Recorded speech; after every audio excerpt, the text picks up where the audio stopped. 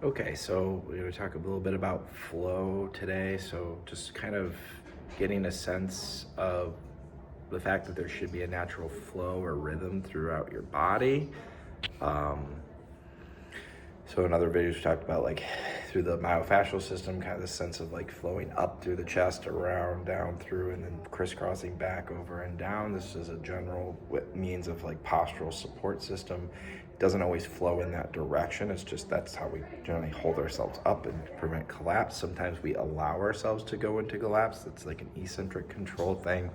So these wheels, these pulleys, they can turn one way or the other depending on the balance of tension, but there does need to be tension throughout. So the point of this video really is to just emphasize the fact that there is flow. You should be able to recognize flow. You should be able to recognize the quality of the flow, and that applies to any specific joints or parts of the body. And then be able to test that flow a little bit too, so you get good, accurate feedback. There's these rhythms, these flows, these patterns that should be present all the time. There's sleep cycles, there's breathing that we don't normally give much attention to or need to in most cases. But in the case of when there is dysfunction, we want to bring more attention to whatever it may be, whatever flow is disrupted or a combination of flows. And so regarding the physical, myofascial ones and the joints and the movement, you want to be able to test that and also be able to correct and restore normal functions. And the one thing I wanted to say about that is that when you're young, healthy, strong, and everything's working well, everything generally feels easier and more manageable without even having to give much effort towards it, or certainly not even thinking about it. But I think the effort part is really important because we get kind of used to that we don't have to put forth much effort.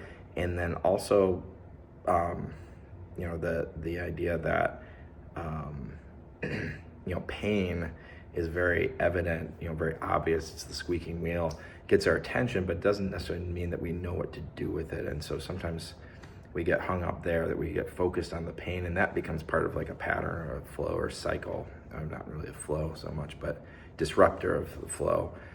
That we get our attention and our patterns of movement get skewed by pain.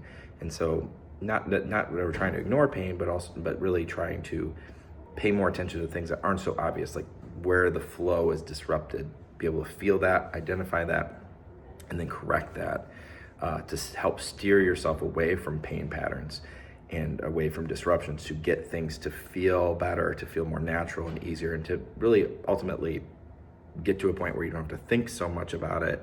You can really go by feel and train things to be more automated the way they used to be, much easier and automatic. And so that's really kind of the whole point here, is just to understand those basic concepts and just develop the awareness, and then we'll plug that in with some of these exercises and practices to really drive that home as you practice.